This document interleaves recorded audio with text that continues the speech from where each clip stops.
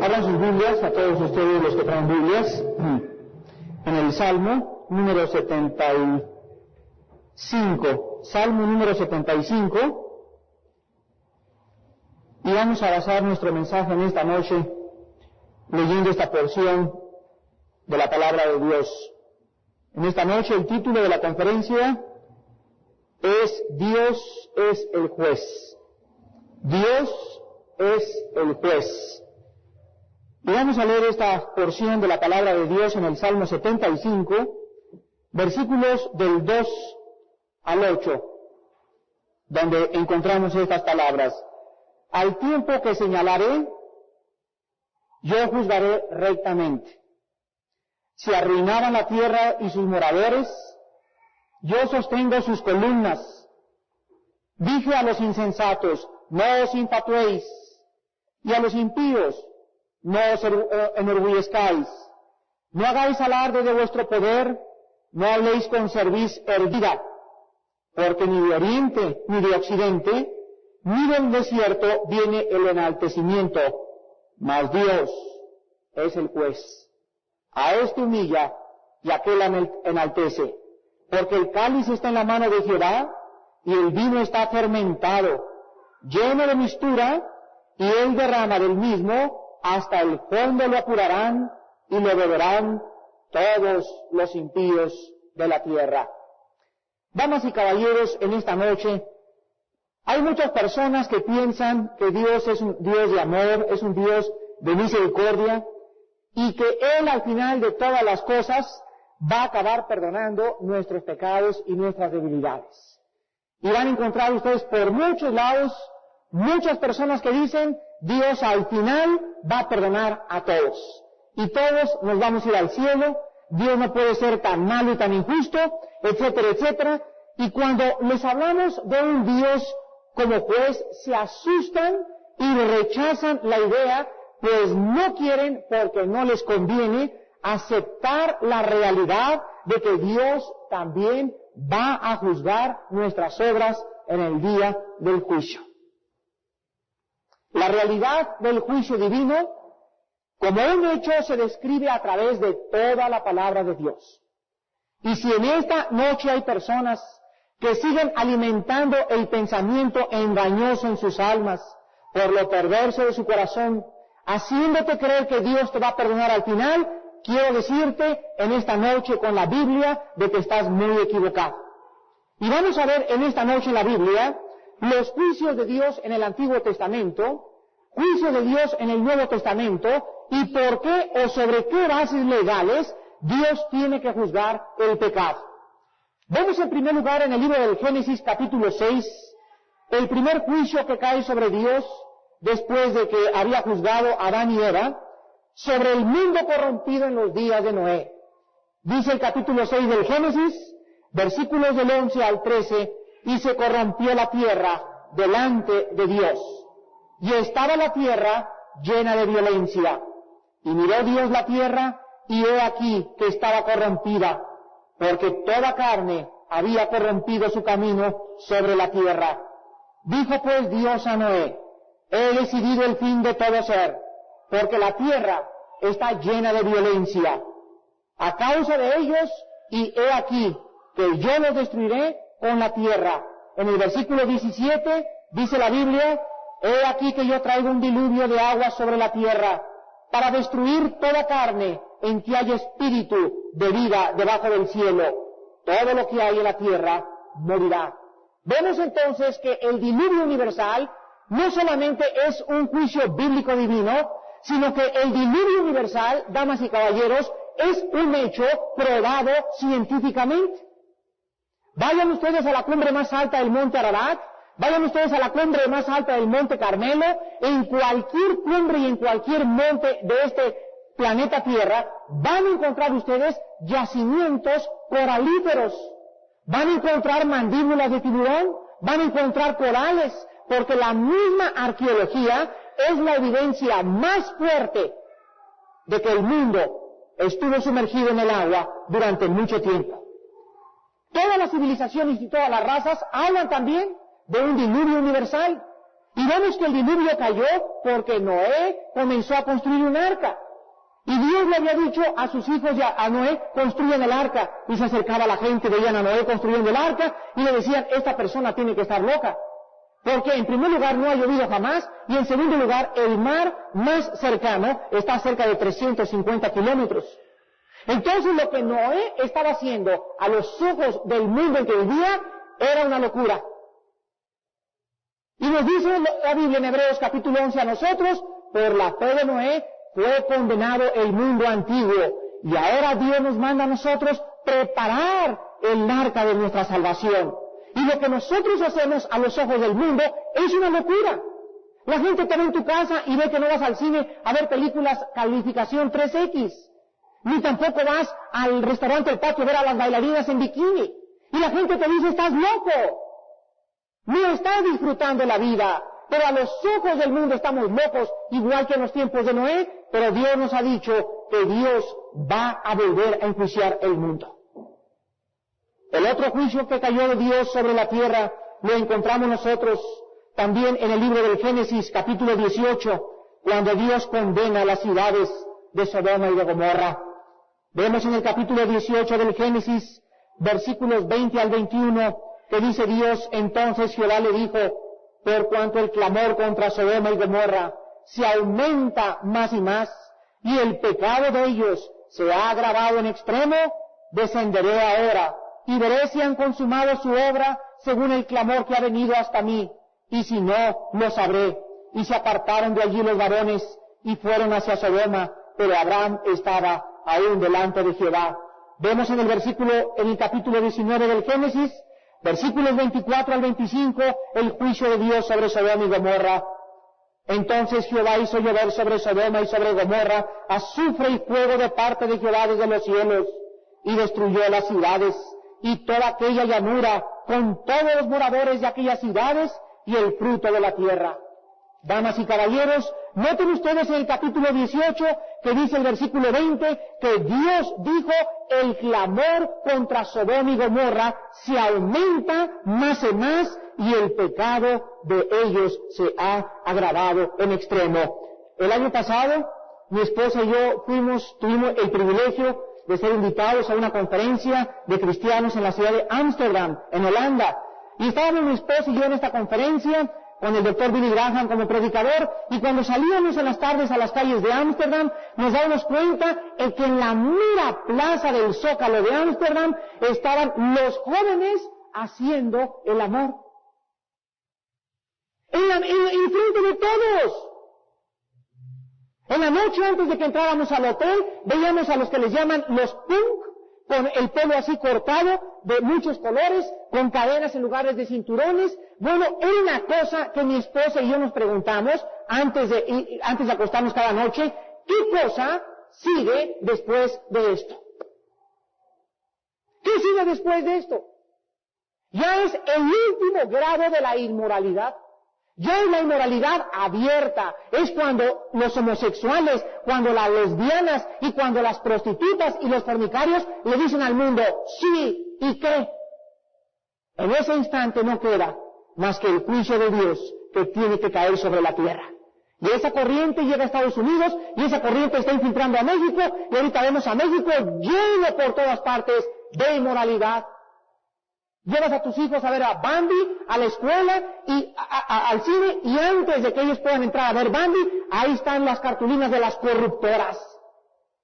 Ya no puedes llevarlos a ninguna parte a tus hijos porque tienen que contaminarse con la inmoralidad. Dicen que ahora de cada 5 muchachas mexicanas, 4 son vírgenes.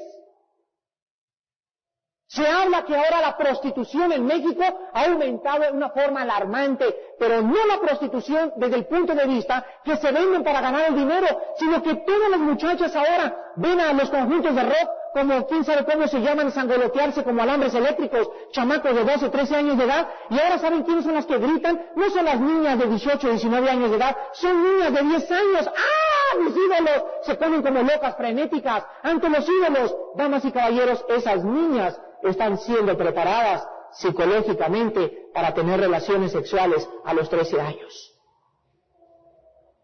Hace poco una de mis hijas me dijo, papá, Si tú supieras lo que encontramos en los baños de la escuela. Les estoy hablando de mi hija que tiene 12 años de edad y que estaba en el 6º año de primaria, y me dice, cuando nosotros entramos a los baños, encontramos fotos de ese grupo menudo desnudos.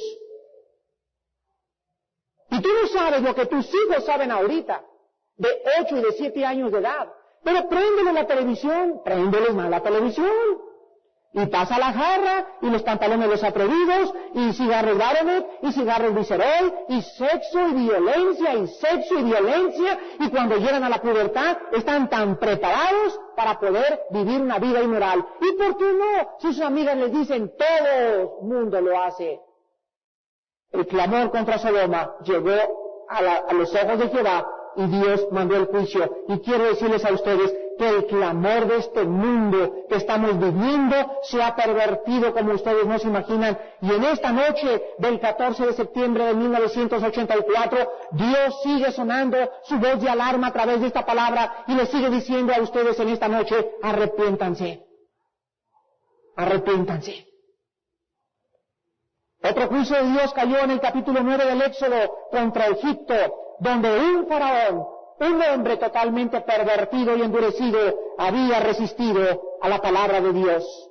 En el capítulo 9 del Éxodo, del 13 al 15, entonces Jehová le dice a Moisés, levántate de mañana y ponte delante de Faraón y dile, Jehová, el Dios de los hebreos, dice así, deja ir a mi pueblo para que me sirva, porque yo enviaré esta vez todas mis plagas a tu corazón, sobre tus siervos y sobre tu pueblo, para que entiendas que no hay otro como yo en toda la tierra, porque ahora yo extenderé mi mano para herirte a ti y a tu pueblo de plaga, y serás quitado de la tierra. Damas y caballeros, ¿no es una plaga esta lluvia que tenemos en México? Jamás en el último siglo había llovido como ha llovido en México en los últimos 3 meses. Jamás. Jamás en el mundo, en Europa, había caído la nieve que está cayendo ahorita en el río Sena, con pedazos de 6 y 7 pulgadas de ancho flotando en el río Sena. Jamás. Jamás en la historia había habido los huracanes que hay en Estados Unidos. Jamás había habido las catástrofes que hemos estado escuchando en los últimos 50 años en el planeta Tierra. ¿Qué es eso? ¿Ustedes creen que esta agua es una coincidencia? Dice el libro de Job que Él controla la lluvia y que la envía muchas veces para bendición, pero esta lluvia, damas y caballeros, no es una bendición. ¿Quién podría imaginarse que los borbotones que salen del periférico y las cabañas cayéndose y los puentes derrumbándose y el tráfico paralizando el tráfico es una bendición? Es un juicio de Dios. Contra una ciudad perversa, contra una ciudad inmoral, contra una ciudad que se rebela contra su Creador, contra ti, amigo, contra tu propia familia y tus propios hijos, por el ejemplo que tú mismo les estás dando. Los juicios de Dios caen tarde o temprano y no se comparan con el juicio más grande que ha de caer sobre la humanidad cuando Cristo venga a reinar y a juzgar a los vivos y a los muertos. Vemos también en el libro del Éxodo, capítulo 32, cómo son juzgados también los israelitas. Cuando Moisés sube al monte Sinaí, Dios les da las tablas de la ley, y cuando baja Moisés, se encuentra con que todos los israelitas habían fundido el oro que los egipcios les habían entregado voluntariamente, y lo funden y fabrican un becerro de oro. ¿Y todo por qué? Porque Moisés se tardaba demasiado. En el capítulo 32 del Éxodo, del versículo 33 al 35, Jehová le responde a Moisés y le dice, al que pecare contra mí, a este raeré yo de mi libro. Ve pues ahora, lleva a este pueblo a donde te he dicho, he aquí mi ángel irá delante de ti, pero en el día del castigo, yo castigaré en ellos su pecado, y Jehová hirió al pueblo porque habían hecho el becerro que formó Aarón. ¿Y cuál es nuestro becerro en el siglo XX? Dios tarda por venir. Muchos cristianos dicen, pero es que ya está pasándose el tiempo. Me dijeron que venía en el 85 en Jesucristo. Me dijeron que venía en 1990. Nunca creáis, amigos, cuando alguien cita y pone una fecha a la venida de Cristo, porque el día y la hora ni aun los ángeles del cielo la saben. Pero mientras tanto, ¿a quién estás adorando? Te olvidas de Cristo, te olvidas de los estudios bíblicos, te olvidas de las reuniones de oración, te olvidas de traer almas a esta campaña. Esta campaña es para personas inconversas, no para cristianos. Y para que si los cristianos vengan, traigan personas que no conocen a Cristo, pero no hay carga. No hay carga por las almas. Y mientras el Señor viene, estás adorando al becerro de tu trabajo. Todo el día metido en tu trabajo, ni siquiera tienes tiempo para tu esposa y para tus hijos. Él es el becerro que has construido. Otro becerro que estás adorando es el oro y el dinero. Dinero, el mundo te dice, haz dinero, y no te importa cómo hacerlo, con tal que robes y cometas fraude y pisotees al vecino y llegues hasta el asesinato. La cosa es que el mundo dice, hazte rico ahora que puedes, que son 6 años de sexenio. Pero la Biblia dice, yo te voy a juzgar tarde o temprano. Y todos los becerros y todos los ídolos que levantes en tu Biblia, en tu vida serán derrumbados por el poder de Dios tarde o temprano. Vemos entonces que Dios juzga en el Antiguo Testamento juicio tras juicio tras juicio, demostrando que Él no podía permitir el pecado ni en los inconversos ni en su pueblo. Tú me puedes decir en esta noche, pero ¿cómo si la Biblia dice que Dios es amor? Dios dice que Él es amor, pero no se te olvide que también la Biblia dice que Él es justicia. Y el amor y la justicia de Dios no pueden mezclarse. Él es amor, pero Él también es justo. Y en base a su justicia, Él tiene que castigar el pecado, y la Biblia está llena de los juicios de un Dios santo.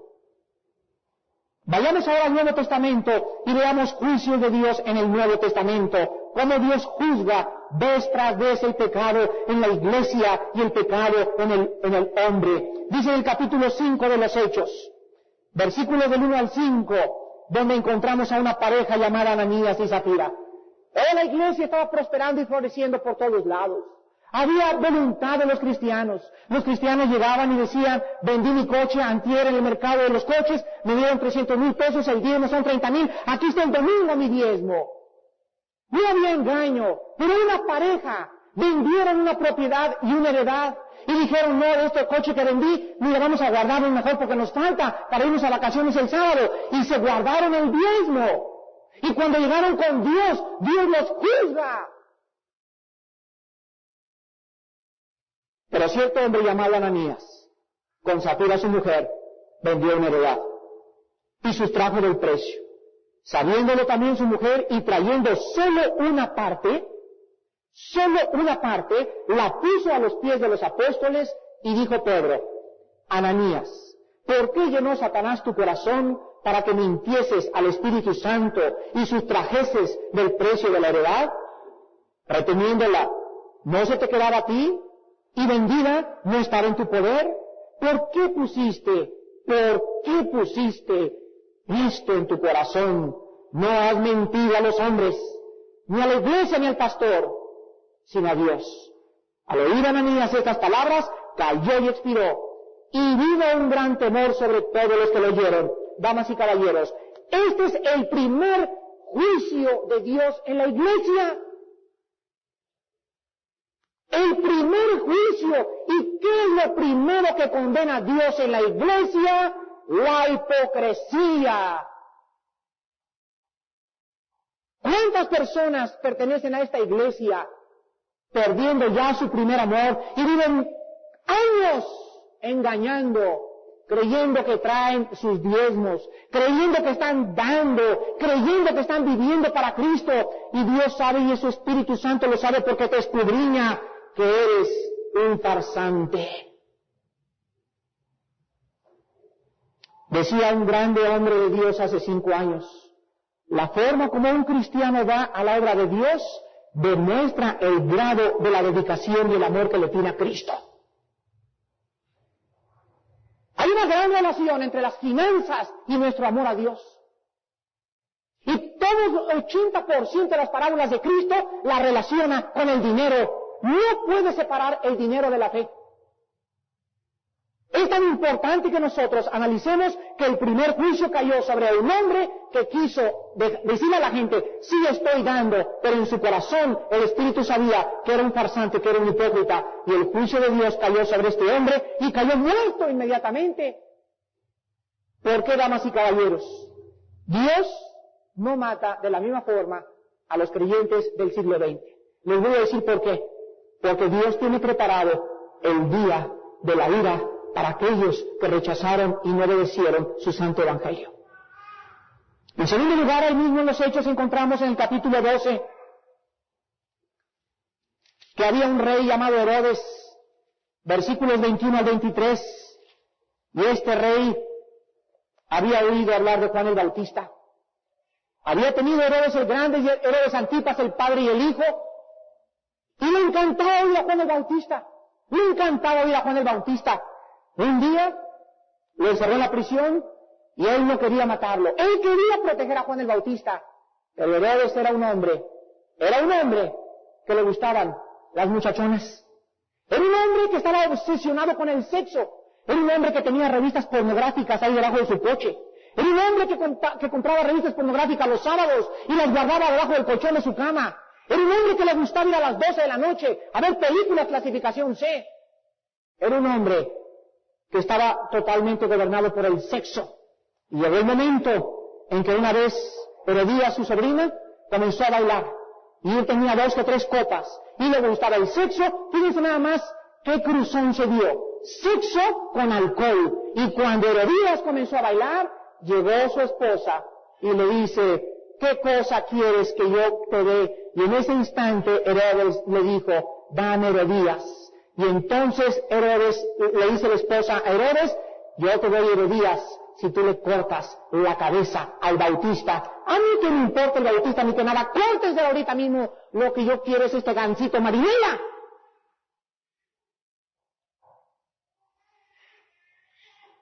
¿Cuántos de ustedes de la misma forma no se han dado cuenta hasta dónde el sexo los ha lastimado? ¿Hasta dónde se ha convertido en una obsesión el sexo en tu vida? Y no te basta más que tengas 1 o 2 copas para que en ese instante mi esposa, sáquese de aquí, mis hijos no me interesan. Te conviertes en un animal. Y te lanzas a comerte ese chocorrol. Y te das cuenta la empachada que te das. Porque cuando tú quisiste gobernar tu razón y gobernar tus instintos, te diste cuenta que te habías convertido en una bestia. Pues vean ustedes lo que le pasó al descendiente de Herodes. Dice en el capítulo 12 de los Hechos, versículos del 21 al 23, y un día señalado Herodes, vestido de ropas reales, traía su traje Roberts, se sentó en el tribunal y les arengó. Y el pueblo aclamaba gritando, voz de Dios y no de hombre. Al momento un ángel del Señor le hirió, por cuanto no dio la gloria a Dios, y expiró comido de gusanos. Llegó el momento en que te vas a levantar de tu cama y vas a irte a tu trabajo, y en ese instante, antes de subirte a tu coche, caes de un ataque fulminante al corazón. Antes de llegar a tu casa, te mueres en el periférico de una embolia cerebral. No fue una embolia cerebral, no fue un ataque del corazón, es el ángel del Señor que hiere y juzga a aquellos que no le quieren dar gloria a Él. Pero tú crees que tienes mañana, y crees que tienes pasado mañana, y crees que tienes toda la vida por delante, cuando la Biblia dice, no os burléis de Dios. Dios tiene que juzgar el pecado tarde o temprano. Vemos también en el capítulo 13 de los Hechos, otro juicio de Dios sobre un mago que se llamaba Elimas. En el versículo 6 al 11 encontramos esta narración. Y habiendo atravesado toda la isla hasta Pafos, hallaron a cierto mago falso profeta judío llamado Bar Jesús, que estaba con el procónsul Sergio Paulo, varón prudente. Llamando a Bernabé y a Saulo, deseaba oír la palabra de Dios, pero les resistía Elimas, el mago, pues así se traduce su nombre, procurando apartar de la fe al procónsul. Entonces Saulo, que también es Pablo, lleno del Espíritu Santo, fijando en él los ojos, dijo, oh, lleno de todo engaño y de toda maldad, hijo del diablo, enemigo de toda justicia, ¿no cesarás de trastornar los caminos rectos del Señor? Ahora pues, he aquí la mano del Señor está contra ti, y serás ciego, y no verás el sol por algún tiempo.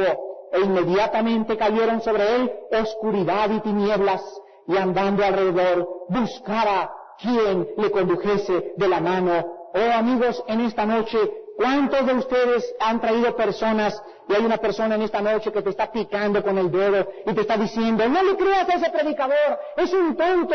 ¿Cuántas personas hay aquí en esta noche que forman parte de esta clasificación? ¿Cuántos de ustedes están resistiendo a Dios desde hace mucho tiempo y están tratando de hacer caer a los cristianos y no vayas y no les creas? Y cuando Dios te dice en esta noche, oh, lleno de engaño y de toda iniquidad, ¿cuándo cesarás de trastornar los caminos de Dios? Ahora pues el juicio puede caer sobre tu vida esta noche.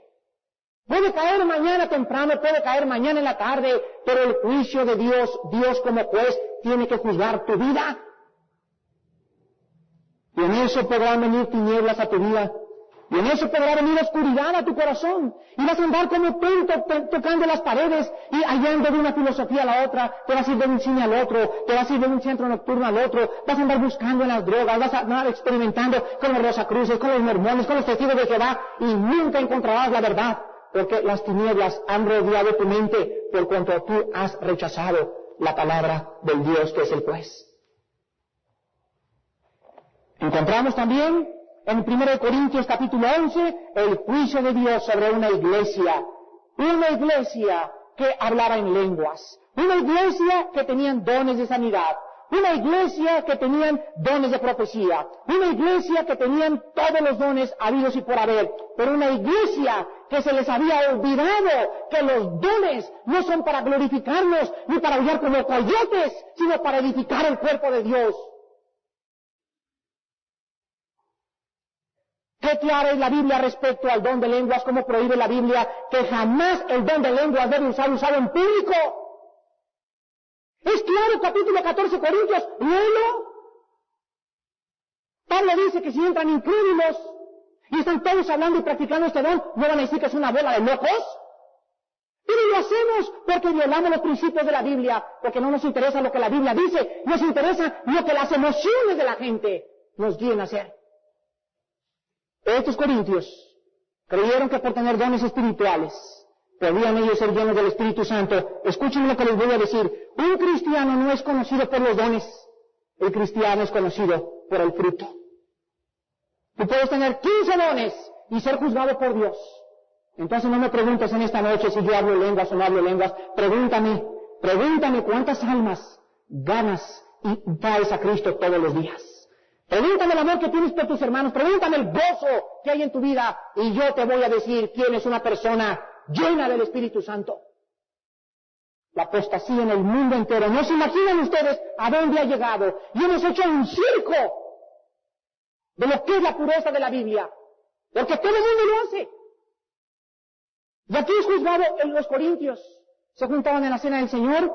Yo no sé esta iglesia cada cuando toma la cena del Señor. Pero la Biblia dice en 1 Corintios 11, ¿qué seriedad tiene la cena del Señor? Dice el versículo 29 en adelante, porque el que come y bebe indignamente, sin discernir el cuerpo del Señor, juicio come y bebe para sí, por lo cual hay muchos enfermos y debilitados entre vosotros y muchos duermen.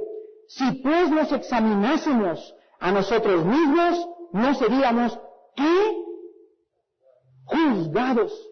No seríamos juzgados, mas siendo juzgados, somos castigados por el Señor, para que no seamos condenados con el mundo. Dice la Biblia que cuando traemos el pan, y cuando Cristo estaba partiendo el pan la última noche, Él dijo, comer, esto es mi cuerpo que por vosotros es partido. No significa que al tomar el pan, como enseña la religión popular, estamos recibiendo a Cristo, porque en 1 Corintios 6, del 19 al 20, la Biblia dice que nosotros somos el templo del Espíritu Santo.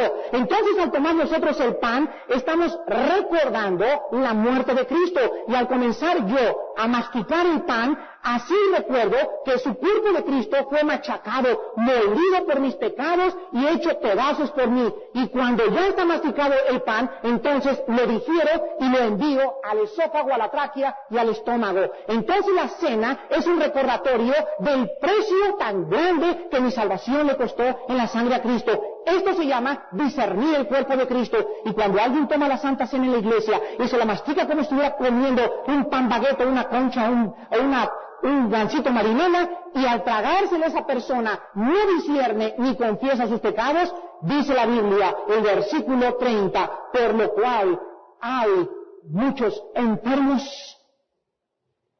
Hermano, ¿qué le quiere con mi abuelita? ¿Qué le pasa a su abuelita, señor? Pues ella está muy enferma. Oiga, señora, en el nombre de Cristo reprendo a Satanás. ¿Cómo puedo orar por un enfermo y reprender a Satanás cuando yo no sé que ese enfermo tiene la enfermedad como disciplina de Dios? Entonces, ¿con qué derecho podemos decir a los enfermos, pasen aquí los ciegos y los sordos y en el nombre de Cristo van a ser sanados? ¡Qué equivocado estoy! No conozco la Biblia. No es la voluntad de Dios que todos los enfermos sean sanados. ¿Sabían ustedes eso? Pero es que la Biblia dice que por sus llagas fuimos sanados. Si así fuera, ¿por qué le dijo Pablo a Timoteo, toma un poco de vino para tus enfermos?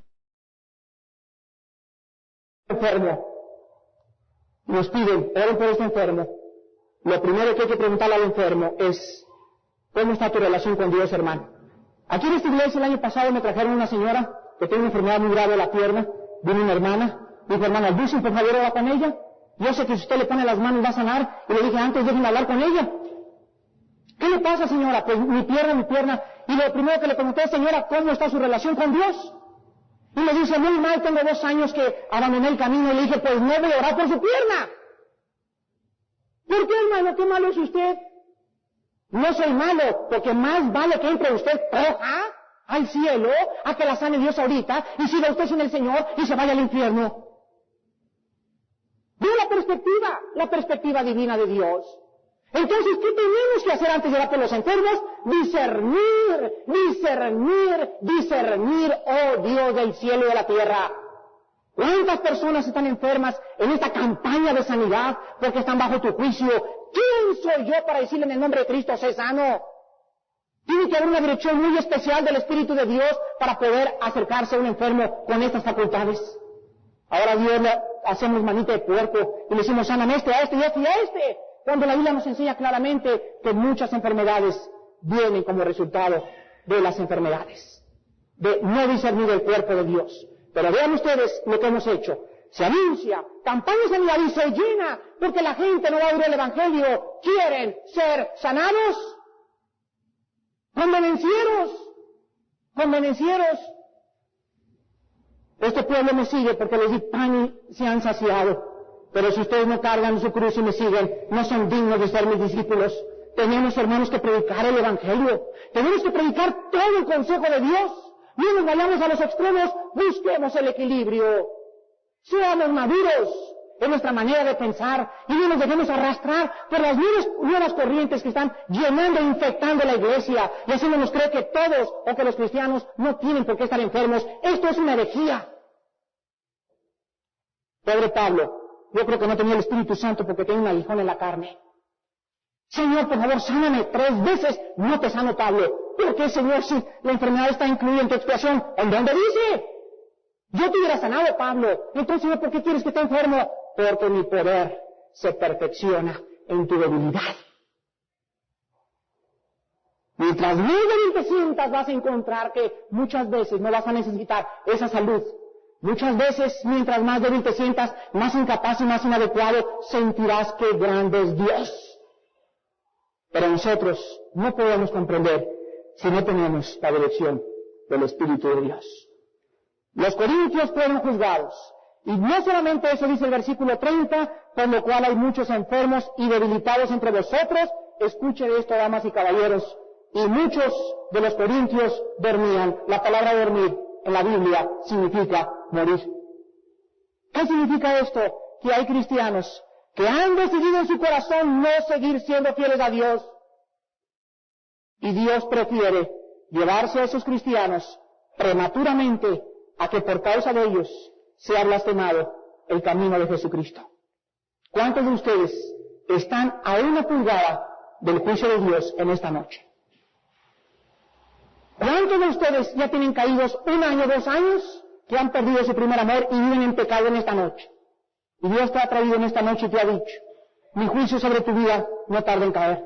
Prefiero llevarte a casa a dejarte que sigas andoloteando por ahí por la colonia de Niños Héroes y diciéndole al mundo que eres cristiano y tropezando a la gente por la causa de tu testimonio. Los corintios murieron, muchos de ellos prematuramente, porque no querían discernir lo que significaba la Santa Cena. Vemos también en 1 Tesalonicenses capítulo 2, otro juicio de Dios que cae sobre los judíos.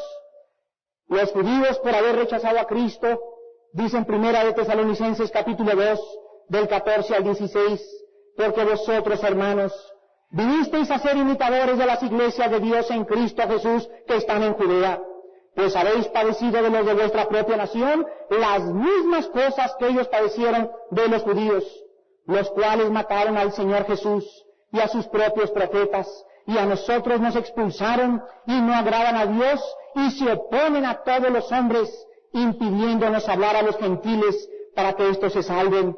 Así colman ellos siempre la medida de sus pecados, pues vino sobre ellos la ira hasta el extremo. Hace aproximadamente 4 meses estaba dando una conferencia a un grupo de jóvenes, una convención bautista nacional, y en eso uno de los muchachos que estaban enfrente de mí comenzó a reírse, estaba mascando chicle, tenía como 18 años. Ustedes no se imaginan la conducta de este muchacho. Al acabar el estudio, le invité a que recibiera a Cristo, se burló y se fue del salón. Al otro día, aproximadamente a las 3 de la mañana, me habla una hermana que lo había llevado a él y me dice, Armando, ¿te acuerdas de ese muchacho hace 3 días? Le dije, claro que me acuerdo. Y me dice, y digo, ¿qué cosa pasó? Me dice, fíjate que anoche iba como con 3 o 4 copas en el periférico, iba con su madre y con su novia, pues se estrelló con una pipa de esas de Pemex, por detrás estaba lloviendo, y se mató su novia, se mató la señora la suegra, y él está paralítico en el hospital, y está gritando que te quiere ver. Pues me arranqué al hospital, y cuando llegué a las 3:30 de la mañana al Hospital Santa Fe, me encontré este muchacho que estaba gritando, ¡Cristo! ¡Cristo! ¡Cristo! Y me acerco y le digo, oye José, ¿qué es lo que te pasa? Y dice, Armando bañado de lágrimas, ¿por qué? ¿Por qué? ¿Por qué? Cuando tú me hablaste, no me arrepentí. El juicio de Dios cayó sobre su vida. ¿Cuántos de ustedes en esta noche me pregunto, mi corazón arde al conocer a mi Dios, al Dios de la Biblia, que nadie se le escapa? ¿Cuántos de ustedes pues están por última noche? Y Dios les está hablando con el poder de su palabra. Y ustedes están enconchados en su dureza. Y hasta que caiga el juicio sobre tu vida, podrás abrir los ojos a la realidad. Vamos a ver en esta noche también que Cristo es el juez señalado por Dios. En el libro de los Hechos, capítulo 10, versículos del 39 al 43, encontramos a Pedro predicando en la casa de Cornelio y diciéndole estas palabras. Y nosotros somos testigos de todas las cosas que Jesús hizo en la tierra de Judea y en Jerusalén, a quien mataron colgando en un madero. A este levantó Dios al tercer día e hizo que se manifestase, no a todo el pueblo, sino a los testigos que Dios había ordenado de antemano, a nosotros que comimos y bebimos con Él después que resucitó de los muertos.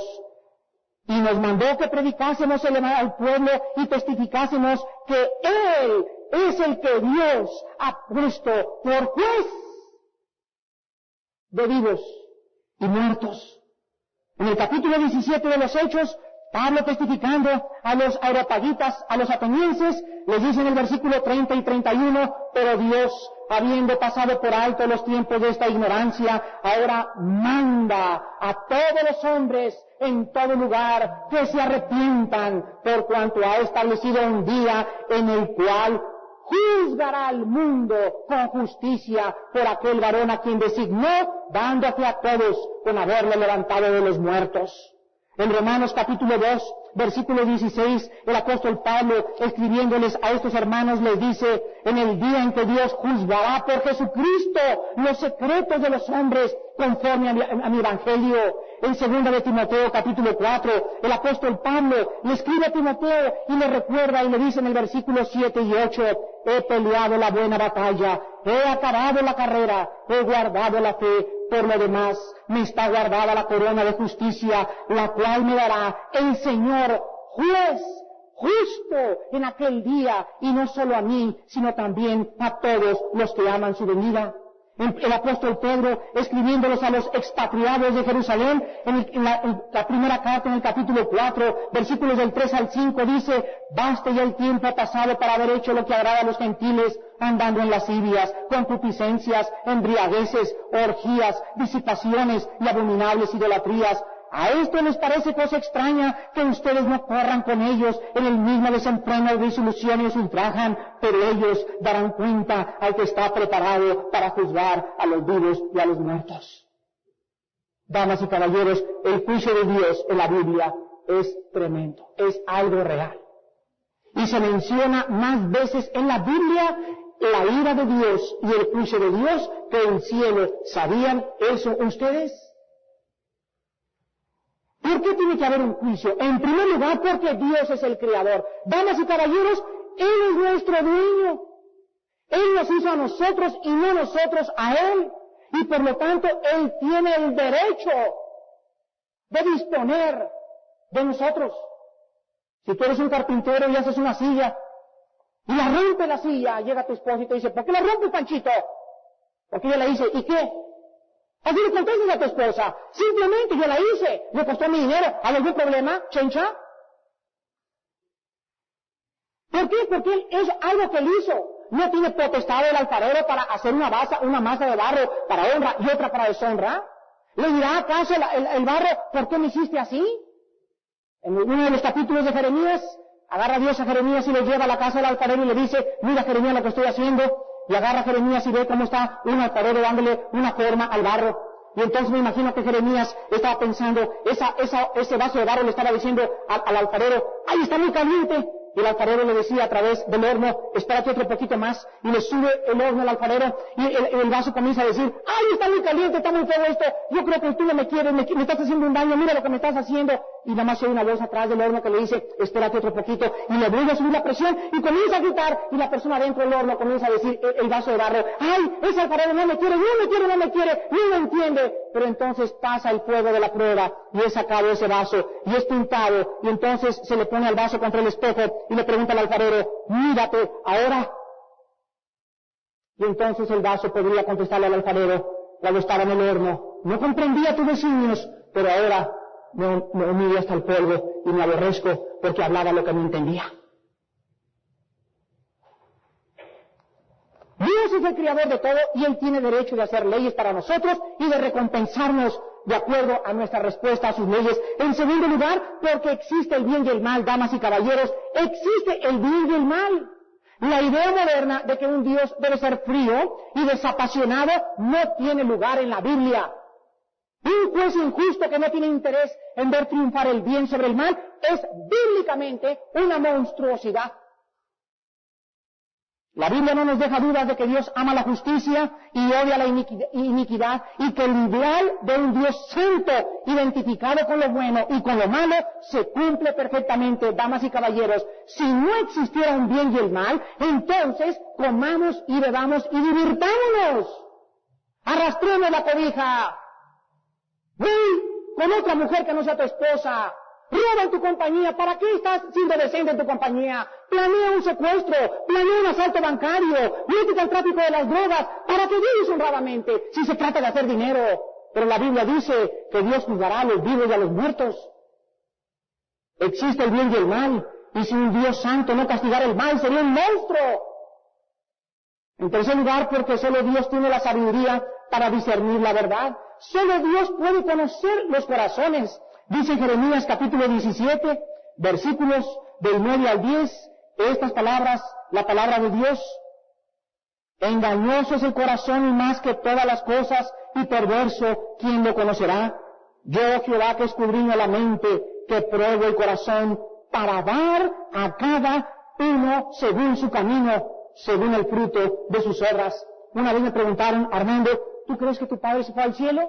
Él no creía en Cristo, él no creía en la Biblia. ¿Y qué de los budistas? ¿Y qué de los mahometanos? Ellos nunca han escuchado la Biblia. ¡Ah, qué Dios tan injusto! Él no puede mandar hacia el infierno, damas y caballeros. Si Dios no fuera el juez, entonces sería un monstruo. Pero gracias a Dios que el Dios de la Biblia es un Dios infinitamente sabio y nadie se le escapa. Muy bien, amigo budista, ven para acá. Veamos Romanos capítulo 2. Tú nunca oíste hablar de la Biblia, tú nunca oíste hablar de Cristo, tú fuiste católico y a lo mejor fuiste un buen católico, a lo mejor fuiste un buen budista y tú creías que estabas en el camino. ¿Cómo juzgará Dios a esas personas que no escucharon a Cristo ni la Biblia? Nos lo dice Romanos capítulo 2, versículo 14 en adelante. Porque cuando los gentiles que no tienen ley, acuérdense que aquí la palabra ley es la ley revelada de Dios, cuando no tienen la Biblia, hacen por naturaleza lo que es de la Biblia. Estos, aunque no tengan la Biblia, son la Biblia para sí mismos, mostrando la obra de la ley escrita en sus corazones, dando testimonio en su conciencia y acusándolos o defendiéndoles sus razonamientos en el día en que Dios juzgará por Jesucristo los secretos de los hombres. Dice la Biblia que las personas que nunca oyeron de Cristo y que jamás oyeron de la Biblia tienen otra ley en sus corazones y esta ley se llama la ley de la conciencia. Tú cría a un niño en la selva y nunca le digas que existe Dios, nunca le digas que existe el diablo, nunca le digas que existe Freud, nunca le digas que hay escuela, que se cree como Tarzán. Vamos a crear un Tarzán. Pues Tarzán en la jungla va a sentir algo en su interior que le dice, no mates un ser humano. Amigos psiquiatras y psicólogos, ¿quién le puso esa vocecita? ¿Habrá sido también por accidente? Es la voz que el ser humano tiene dentro de él y que es un juez dentro del ser humano. Cuando tú haces algo bueno, te llena de satisfacción. Cómo se siente sabroso cuando tú le das una propina a una mujer pobre, ¿verdad? O cuando ayudaste a alguien, pero te llena de remordimiento cuando tu vida es incorrecta delante de Dios. Yo he escuchado de asesinos que se han entregado a la justicia porque no soportaban el remordimiento. Entonces no te preocupes dónde está tu abuelita, no te preocupes dónde está tu cuñado. Me preguntaron que si mi papá se iba a salvar y les dije que mi papá fue católico. Nunca recuerdo haber tenido la Biblia, pero la Biblia nos dice en 1 Corintios 4:10, dándonos más luz acerca de lo que estamos hablando, y nos dice la Biblia, 1 Corintios 4:5, así que no juzguéis nada, nosotros no somos jueces, no juzguéis nada antes de tiempo, hasta que venga el Señor, escuchen, el cual aclarará también lo oculto de las tinieblas y manifestará las intenciones de los corazones, y entonces cada uno recibirá su alabanza de Dios. Hay dos cosas que Cristo va a hacer cuando Él venga. Hay muchas cosas ahorita en tinieblas que yo no entiendo. Yo todavía no entiendo por qué Dios permitió que el diablo siga chancoteando por todos lados. Está oculto en las tinieblas. Cuando Él venga se va a correr el velo totalmente y nos va a mostrar por qué. Y hay otra cosa que Dios nos va a mostrar. Y dice este versículo, cuando Él venga, manifestará las intenciones de los corazones. Armando, vas a ver a tu papá. Mira, tú siempre lo viste con cara de rey, lo viste con cara de San Niño de Atoche. Era una preciosidad para la familia. Ven para acá, Armando. Pero ahora vamos a penetrar y hacer un viaje a su corazón. Y va a salir como una película y me va a decir, mira los pensamientos de tu padre, o mira los pensamientos de tu vecina. Y mira, eso era a los ojos de los hombres, pero a mis ojos esa persona era abominable. Porque lo que los hombres tienen como justicia delante de Dios es abominación.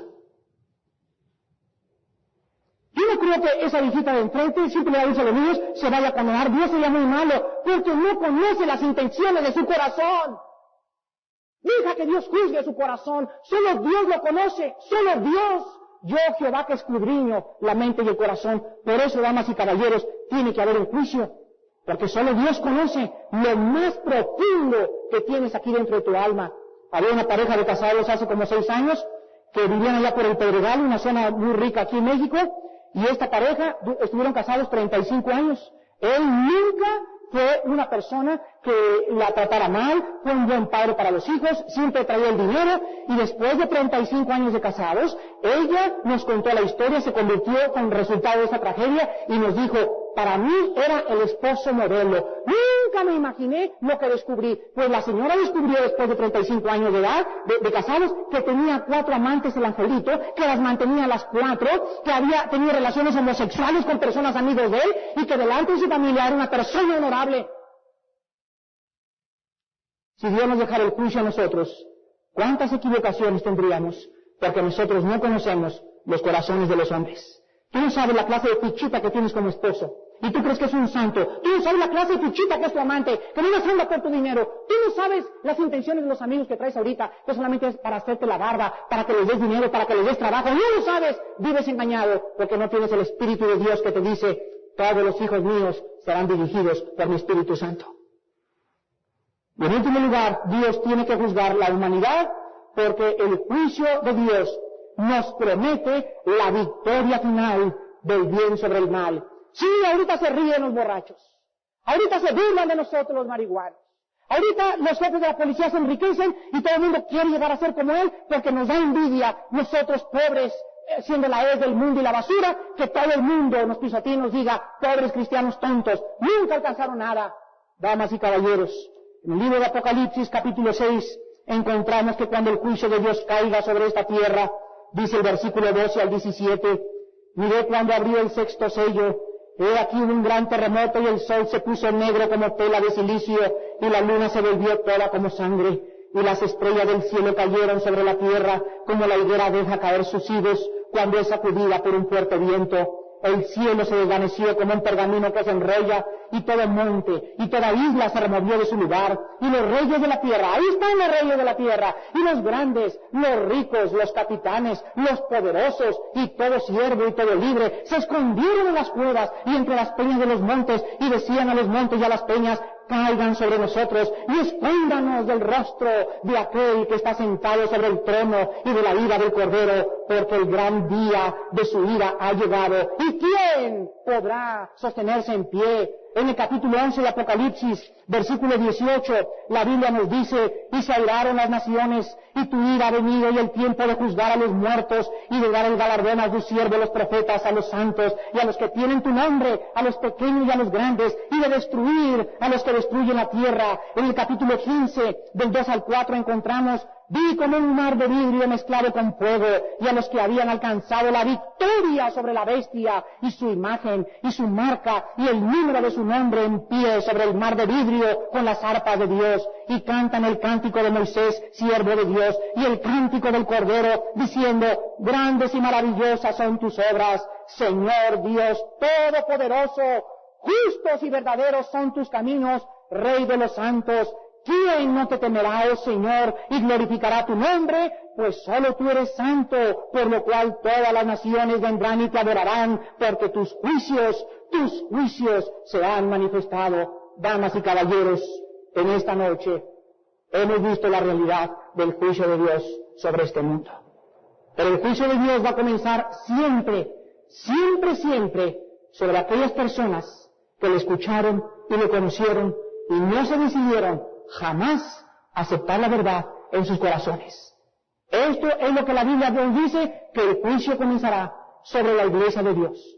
En el capítulo 8 de Ezequiel, Dios agarra a Ezequiel y le dice a Ezequiel, te voy a llevar, estaba en Babilonia, y lo lleva y lo transporta a Jerusalén, y lo lleva a Jerusalén y le muestra y le dice a Dios a Ezequiel, mira las abominaciones que están cometiendo este pueblo. Y al llegar Ezequiel al templo de Jerusalén, en visión por el Espíritu de Dios, ve una imagen, una estatua que le llama la imagen del celo. Y esto nos habla que muy cerca de nuestros corazones, muchos de nosotros tenemos alguien que está compitiendo por el trono de Dios. Así comienza nuestro alejamiento de Dios. Comienza con una novia incrédula, con un novio incrédulo, con un negocio, con un vecino, y nos vamos alejando, y nos lleva la corriente, y nos lleva la corriente. Pues el capítulo 9 de Ezequiel, agarra a Ezequiel y le dice, mira lo que voy a hacer. Y manda al ángel y le dice al ángel, comienza por los santos y los ancianos que están en el santuario y no perdones a ninguno. Pues en el capítulo 9 de Ezequiel, Dios mata a todos los que estaban en el santuario. Y en el capítulo 10 de Ezequiel, la gloria de Dios deja el templo de Jerusalén. Dios, con su espíritu en esta noche nos dice, debe ser un viaje a tu corazón. Y encuentra esta noche en tu corazón que yo no soy el rey de tu vida. Quiero decirte que si alguien está compitiendo conmigo, no merece la pena que yo siga tratando con tu vida. Te voy a dar oportunidad, te voy a dar 7 días más, 6 meses, 1 año, no sé si en esta noche muchos de ustedes sea la última noche que Dios les hable, pero enseguida Dios manda el juicio, y cuando el juicio de Dios viene sobre tu vida, le dice Dios a la iglesia de Éfeso, si no te arrepientes y recuerdas de dónde has caído y haces las primeras obras, vendré y quitaré el candelero de su lugar. ¿Qué significa esto? Que la gloria de Dios deja tu vida. No estamos hablando de perder la salvación, estamos hablando que el Espíritu Santo se contrista en tu vida. Y en ese instante la gloria de Dios se ha apartado de ti. Y cuando una persona es abandonada por Dios, significa en la Biblia maldito. La palabra maldito en el hebreo significa abandonado por Dios. Pero Dios te dice en esta noche, porque de tal manera ha amado al mundo, que da a mi Hijo unigénito, para que cualquiera de ustedes que no crea, no se pierda, mas tenga la vida eterna. Dios muestra su amor para con nosotros, en que estando así de cochino y de sucio y de podrido tú, mujer o hombre que me escuchas en esta noche, Dios te dice en esta noche, ven a la cruz del Calvario. Experimenta la sangre de mi Hijo Jesucristo. Sé lavado con su poder y recuerda que si tú no te arrepientes, vendré y te juzgaré, porque yo soy Dios, el juez justo, el Dios de la Biblia. Oremos. Señor, ¿quién no te temerá? Porque solo tú eres justo y solo tú nos conoces. Y sabemos, Señor, que tus juicios han de caer tarde o temprano sobre este mundo. Te damos gracias en esta noche, Señor del cielo y de la tierra, Padre de Abraham, Padre de Isaac y de Jacob, Padre de misericordias, Dios de toda consolación, que nos consuelas en todas nuestras tribulaciones, para que nosotros también consolemos a los que se encuentran atribulados, y a los que no se atribulan, darles reposo con nosotros, cuando se manifieste el Señor Jesús desde el cielo, con los ángeles de su poder, en llama de fuego, para dar retribución a los que no conocieron a Dios, ni obedecen el Evangelio de nuestro Señor Jesucristo, los cuales sufrirán pena de eterna perdición, excluidos de la presencia del Señor y de la gloria de su poder, cuando vengan aquel día para ser glorificado en sus santos y ser admirado en todos los que creyeron, por cuanto nuestro testimonio ha sido creído entre ustedes. Oh Dios, en esta noche, tu palabra nos revela que nadie podrá burlarse de ti. Tú eres un Dios justo, eres y serás el juez de la humanidad. Gracias porque los que hemos creído en ti, no hay ninguna condenación para el que está en Cristo Jesús. Porque nuestro juicio fue llevado en la cruz. Cuando Él moría, tú lo castigabas en lugar nuestro, y ahora tú nos has perdonado, y ahí lo pones en propiciación por nuestros pecados. Tú le ofreces en esta noche a muchas personas que no tienen por qué venir a este juicio, si ellos ponen su confianza y su fe en tu Hijo Jesucristo, quien murió por nosotros y resucitó a los 3 días, para que nosotros ya no vivamos para nosotros, sino para aquel que vive por los siglos de los siglos. Hoy en que tu corazón ha sido preparado por el Espíritu Santo, no te endurezcas, no rechaces la verdad, cree en el Evangelio de Jesucristo y sé salvo de un mundo que está bajo sentencia de muerte. Dios te ofrece en esta noche a rescatarte, limpiarte de tus pecados, si tú te arrepientes y crees con tu corazón que Jesucristo es el juez, el Salvador, el Rey de Reyes, Señor de Señores. Y así con sus rostros inclinados, si hay alguien en esta noche que quisiera acoger y recibir esta gracia de Dios, este regalo que Dios te ofrece esta noche, yo quiero pedirte que tú lo recibas por la fe y que le digas: Señor Jesucristo, gracias por haber llevado mi juicio, te acepto en mi corazón y te recibo en mi alma esta noche.